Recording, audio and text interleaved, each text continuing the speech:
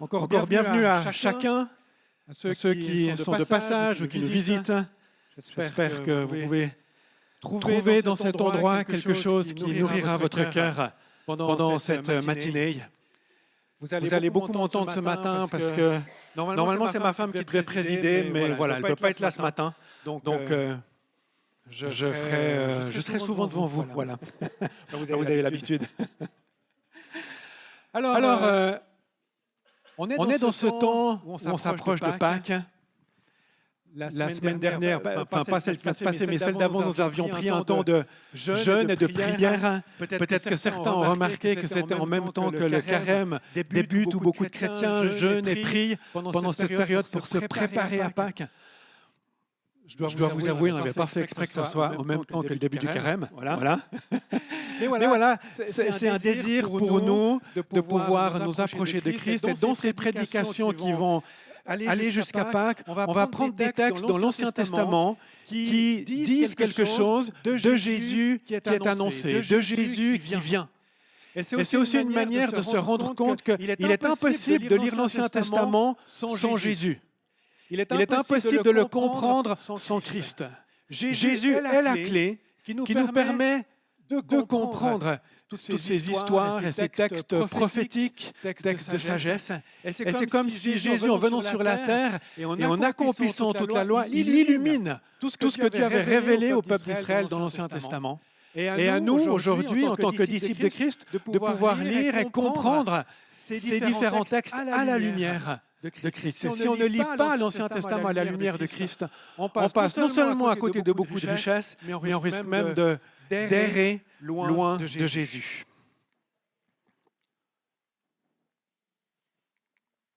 Ainsi, pour ce matin, je vais commencer avec un texte d'Ésaïe.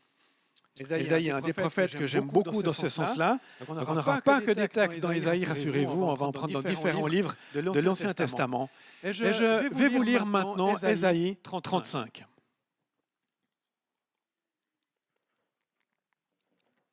Le désert et le terrain sec, le désert et le terrain sec se réjouiront. La plaine aride exprimera sa joie et fleurira comme un narcisse. Elle se couvrira de fleurs et exprimera sa joie par des chants d'allégresse et des cris de triomphe. La gloire du Liban lui sera donnée, de même que la splendeur du Carmel et du Saron. On verra la gloire de l'Éternel, la splendeur de notre Dieu. Fortifiez les mains affaiblies et affermissez les genoux flageolants. Dites à ceux qui ont le cœur battant, fortifiez-vous, n'ayez pas peur.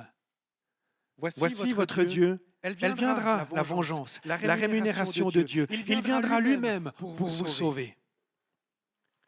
Alors les yeux des aveugles seront ouverts et les oreilles des sourds seront débouchées. Alors le boiteux sautera comme un cerf et la langue du muet lancera des cris joyeux. Oui, de l'eau jaillira dans le désert et des ruisseaux dans la plaine aride. La terre brûlante deviendra un étang et la terre aride se changera en source d'eau. Dans le repère qui servait de gîte aux chacals pousseront des roseaux et des joncs. Il y aura là une route, un chemin qu'on appellera chemin de la sainteté. Aucun impur n'y passera. Il sera réservé pour ceux, lorsqu'ils suivront ce chemin, même les fous ne pourront pas s'y égarer.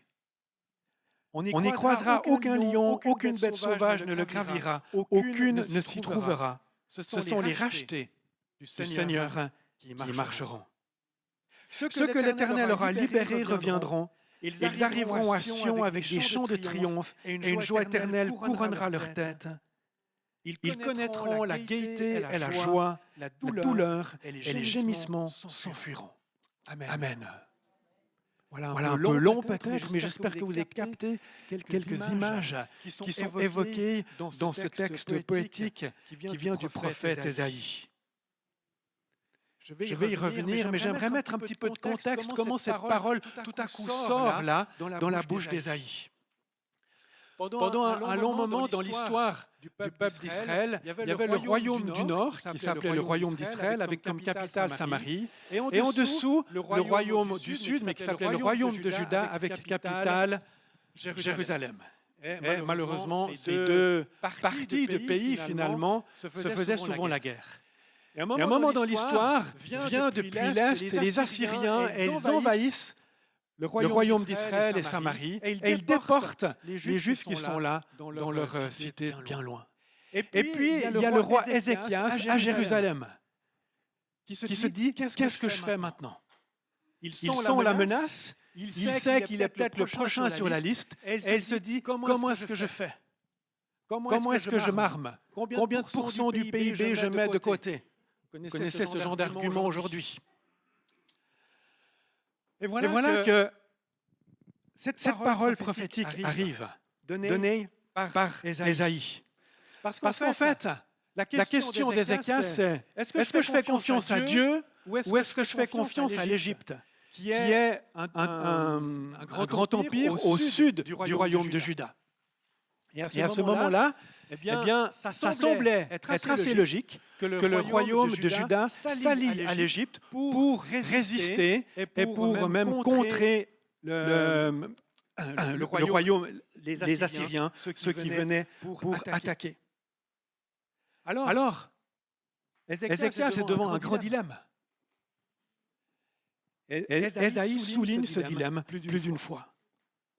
Est-ce que je vais faire confiance à une autre armée ou est-ce que je fais confiance à l'armée de Dieu? Alors ça semble peut-être très loin, ça, ou peut-être avec la géopolitique d'aujourd'hui un peu moins. Mais pour nous aujourd'hui, comment est-ce qu'on vit nos processus de décision? C'est un peu ça la question. Lorsque je recherche un nouvel appartement, ou peut-être un travail, est-ce que je vais compter sur mes relations, sur les contacts que je peux activer, ou est-ce que je vais compter sur Dieu? Ou s'il y a un problème à l'école avec mes enfants, est-ce que je vais compter sur mes talents de persuaseur, pour persuader, pour négocier, pour trouver des solutions, ou est-ce que je vais compter sur Dieu? Et puis finalement, on a souvent des questions comme ça. Et Ésaïe invite Ézéchias à faire confiance à Dieu. Et aujourd'hui encore, Ésaïe nous invite à faire confiance à Dieu et à voir les terres sèches dans nos cœurs refleurir. Alors lorsque je cherche un appartement, oui, ça peut être intéressant d'avoir des relations et des personnes qui peuvent peut-être donner un coup de main ou donner un filon. Mais la question, c'est est-ce que je mets cette confiance totale en eux ou est-ce que je mets ma confiance totale en Dieu? Avoir des relations, avoir des gens pour avoir des conseils, ça fait partie de la vie. Mais ultimement, est-ce que ma confiance est dans ces relations, à ma capacité d'avoir un grand réseau, ou bien est-ce que je mets ma confiance en Dieu? Et donc Ézéchias est là devant, avec tous ses conseillers qui lui disent « Mais allez, fais un deal avec l'Égypte et tout ira bien ». Dans les chapitres qui précèdent Ésaïe 35, Ésaïe le prophète parle des nations, du chapitre 28 au verset, du chapitre 28 au chapitre 34 et 35, il parle des nations. Et en fait, il en parle pour dénoncer l'alliance possible avec l'Égypte, car c'est une puissance qui n'honore pas le Dieu vivant. Il en parle pour dénoncer les conseils de ceux qui, à la cour royale, semblent sages, mais en fait comptent sur leur propre sagesse. Et il décrit tout ça pour inviter Ézéchias à faire confiance. Il invite le roi et son peuple à faire confiance à Dieu et en Dieu seul. Et il termine ainsi ce chapitre avec 34 et 35. Alors on a lu le 35 et vous avez entendu ce pays désert qui est transformé comme un jardin de Dieu. Si vous lisez le chapitre 34, vous verrez que c'est exactement l'inverse. C'est un pays riche qui se transforme en désert parce que le peuple a fait confiance aux nations. Et donc, au travers d'images poétiques, Ésaïe lance un message très fort en disant « Si vous faites confiance aux nations, votre pays va se détruire. Si vous faites confiance par contre à Dieu, votre pays va refleurir. » Et ainsi, nous arrivons à ce chapitre 35 que j'ai lu tout à l'heure, qui nous montre plusieurs plans de la prophétie.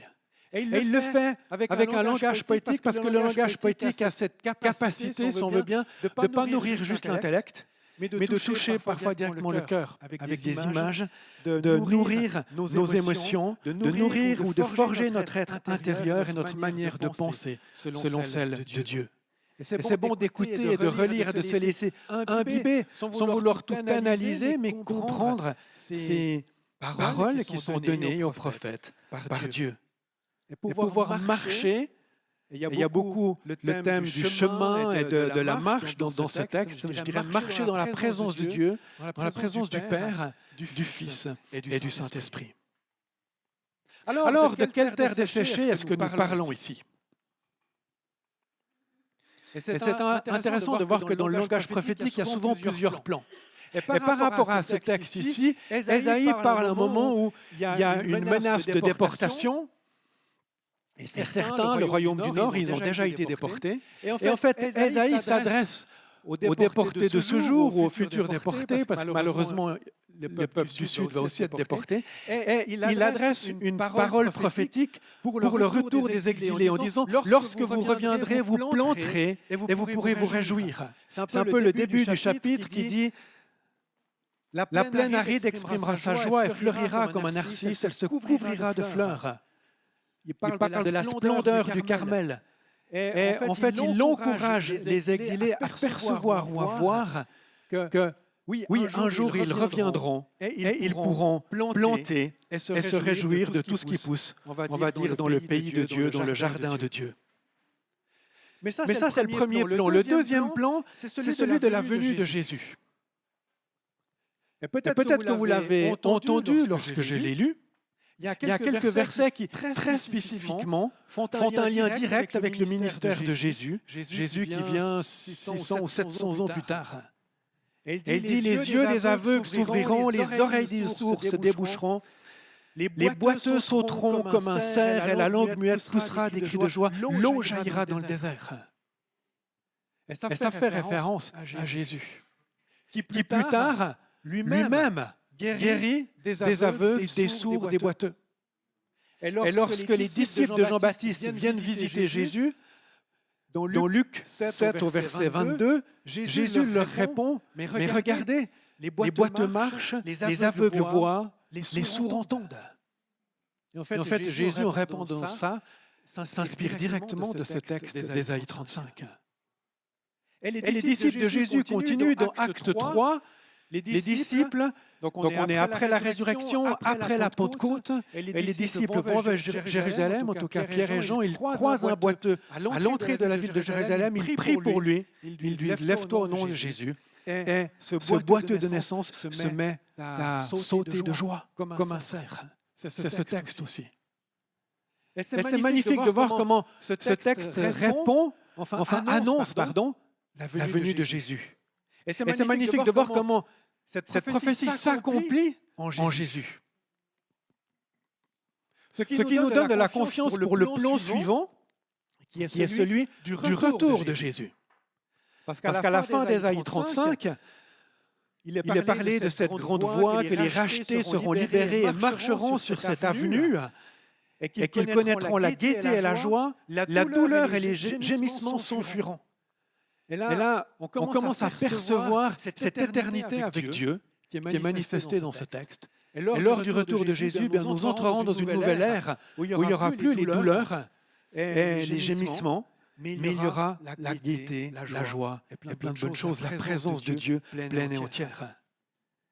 Et comme la première partie de cette prophétie s'est accomplie, les exilés sont revenus et ont pu faire repousser les choses. Jésus est venu et il a guéri et annoncer le royaume, on peut avoir confiance que ce troisième plan va s'accomplir aussi.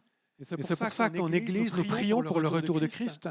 C'est pour ça que le retour de Christ est aussi l'espérance de l'Église, parce que nous pouvons ainsi nous réjouir que la situation d'aujourd'hui n'est pas la fin en soi, mais nous avons cette espérance que Christ revient. Et cette espérance, c'est quand vous êtes demain au travail, ou en train de manger avec des amis, ou en train de faire un cours de danse, peut-être même ou en train de pleurer, parce que même au travers des pleurs et des situations difficiles, cette espérance nourrit, renouvelle et nous aide à attendre ou à traverser les situations que l'on peut éprouver.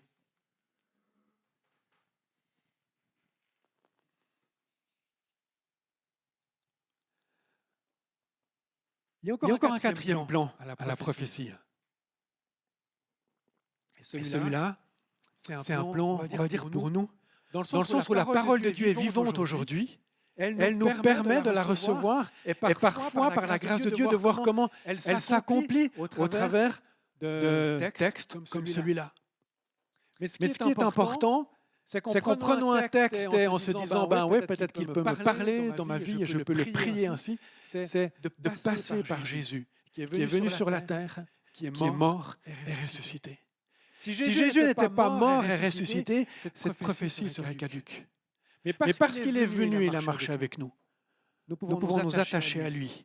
Et comme avec lui, prier pour que nos déserts refleurissent, pour que des sources d'eau jaillissent au milieu de nous. Et parfois, Dieu peut nous entraîner dans des choses étonnantes. Le printemps dernier, j'ai été pendant 10 jours en vacances pour un voyage pour aider de différentes manières en Ouzbékistan. Et on a visité plusieurs endroits de l'Ouzbékistan et d'ailleurs à un endroit, on allait pour un projet pour amener de l'eau dans une école. C'était presque un peu ce texte, amener de l'eau pure et propre dans une école qui n'avait pas d'eau. Une des choses que Dieu m'a encouragé à vivre en prenant ce voyage, c'était que tous les jours, je lise et je proclame Ésaïe 35. Et je savais que j'irais au bord de la mer d'Aral, qui aujourd'hui n'est plus une mer, est un désert, malheureusement, parce qu'elle a été asséchée par des mauvaises décisions humaines. Et au bord de la mer d'Aral, avec dans le fond des bateaux qui sont complètement rouillés, j'ai proclamé ce texte à haute voix. Je l'ai fait dans la ville de Bukhara, sur les toits, dans le train, lorsqu'on traversait le désert. Et j'avais cette conviction de simplement proclamer cette parole. Alors il y avait un sens, je dirais assez littéral, j'avais envie de voir vraiment ce désert refleurir. Mais c'est clair qu'en proclamant à différents endroits ce texte, pour moi c'était aussi prier pour les gens de ce pays, pour qu'ils rencontrent Jésus qui est la source de vie. D'ailleurs, là où il y a la mer d'Aral, c'est le Karakalpakstan, qui est une des provinces de l'Ouzbékistan, et le peuple des Karakalpak est, pour ainsi dire, pas atteint par l'Évangile, très peu. Et j'ai prié pour que des choses se passent. Et puis je pense que je suis de loin pas le seul à qui Dieu demande des choses comme ça. Et ce qui est étonnant, c'est que dans les mois qui ont suivi, il y a eu 2 situations, mais une où j'ai rencontré un pasteur d'Ouzbékistan. J'ai parlé avec lui, il vit à la capitale, puis il me dit, mais une fois par mois, je vais au Karakal, Pakistan, à Noukous, et je rassemble plusieurs jeunes. Il fait ça de manière assez secrète parce qu'il y a beaucoup d'opposition, mais je me dis, waouh, il y a beaucoup plus qui se passe que ce qu'on croit. Ce que j'ai fait, c'est une mini-goutte dans cette eau qui jaillit et qui s'apprête à jaillir. Écoutez ce Dieu, ce à quoi il peut vous entraîner, au travers de paroles prophétiques comme cela, pour comme les prier pour d'autres. Oui, parfois c'est pour les uns ou les autres. Parfois c'est pour nous, pardon, mais des fois c'est pour d'autres situations, en fonction des appels, des dons, des sensibilités que vous avez. Moi j'ai une sensibilité par rapport aux nations, puis ça me parle quand Dieu me demande ça. Mais peut-être certains d'entre vous, c'est juste à l'ouest. Puis vous avez quelque chose que moi, je n'entendrai même pas de la part de Dieu. Donc écoutez ce à quoi Dieu vous appelle chacun dans sa sensibilité, dans qui il est. Et puis c'est ça qui est beau, parce que c'est très différent les uns des autres. Qu'en est-il, oui, pour nous ce matin, bien, on voit à certains endroits des déserts refleurir. Ces derniers dimanches, nous avons eu Françoise et André qui ont témoigné du travail qu'ils ont retrouvé. Pour moi, ça, c'est des narcisses qui poussent dans le désert. Une fois que ça pousse, le désert n'est plus un désert. On parle beaucoup de rayonner en tant que communauté. Nous sommes invités à poursuivre ce rayonnement de différentes manières. Mais ce rayonnement, c'est un peu amener de l'eau fraîche, fortifier les mains les mains faibles de certaines personnes, encourager et fortifier les genoux chancelants. Tout cela fait partie de ce rayonnement que nous pouvons mettre ensemble et continuer à poursuivre ensemble. Alors oui, en mettant notre confiance en Dieu notre Père, nous sommes les bénéficiaires des promesses qu'il a faites pour nous, qu'il a faites pour Israël, pour Jésus, pour son retour, et qui peuvent à certains moments s'appliquer dans nos vies. En choisissant de lever les yeux vers Jésus, qui est le Fils de Dieu, nous recevons ces images qui nous aident aussi à prier et à bénir. En ouvrant notre cœur à l'action de l'Esprit Saint, nous touchons le cœur du Père. Nous ressentons ce que le Père désire et aime, et nous pouvons nous aligner sur lui.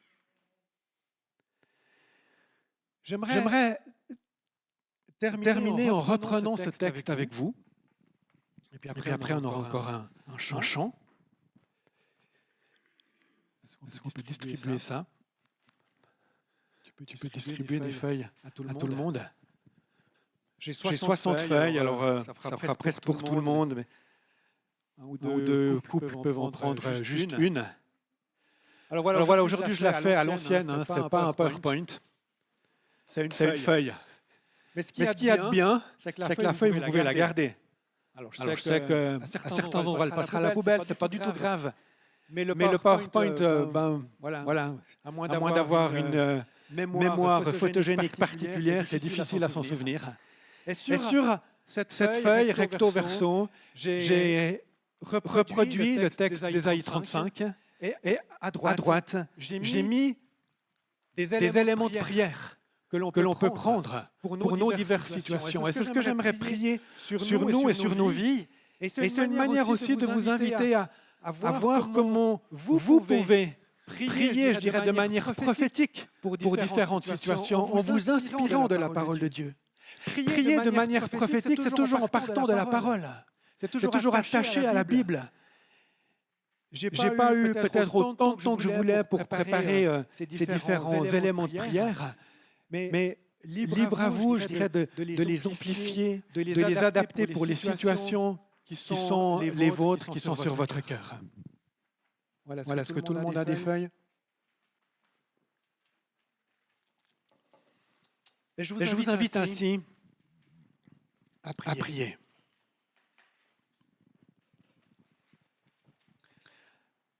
Alors oui, le désert et le terrain sec se réjouiront, la plaine aride exprimera sa joie et fleurira comme un narcisse.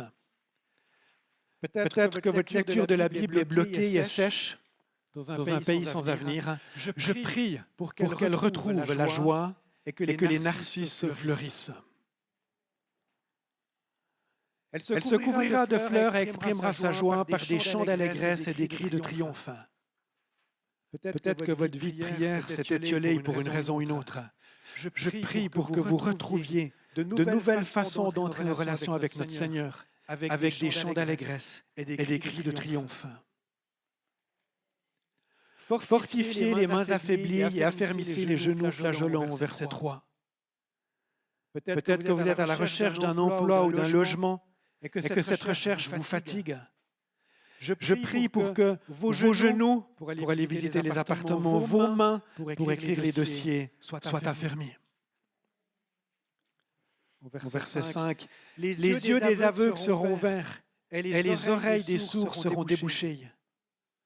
Peut-être que la relation avec l'un de vos enfants est abîmée ou même brisée. Je prie pour que de nouveaux yeux et de nouvelles oreilles dans cette relation vous soient accordées, vous soient données. Alors le boiteux sautera comme un cerf et la langue du muet lancera des cris joyeux. Peut-être que votre cœur est rempli d'amertume ou de non-pardon, ce qui rend votre vie misérable. Je prie pour que vous soyez libérés de cet esclavage et que vous soyez capables de sauter à nouveau et de crier de joie. Ces deux derniers versets, j'aurais très bien pu les prendre par rapport à aussi la guérison physique. Alors on a prié longuement dimanche dernier par rapport à ça, c'est pour ça que je ne l'ai pas forcément mis, mais vous voyez, on peut ajouter plein de choses dans notre manière de prier en prenant ces images. Au verset 7, la terre brûlante deviendra un étang et la terre aride se changera en source d'eau. Peut-être qu'un don naturel ou un don spirituel a été restreint ou éteint. Je prie que l'eau de la vie coule à travers vous et vous conduise à entrer à nouveau dans vos dons.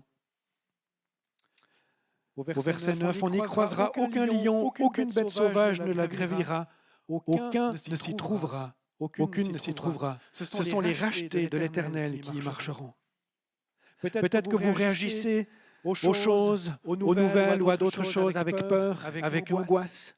Je prie pour que vous soyez habités d'une profonde confiance, comme un racheté de l'Éternel, comme un disciple du Seigneur.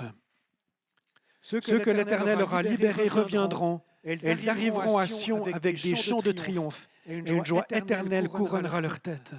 Ils connaîtront la gaieté et la joie, la douleur et les gémissements s'enfuiront. Peut-être que vous portez un fardeau dans votre cœur. La seule place pour ce fardeau est à la croix de Jésus. Je prie qu'en le faisant, vous receviez, en apportant ce fardeau à la croix, je prie que vous receviez le pardon et la liberté qui viennent de Jésus. Amen.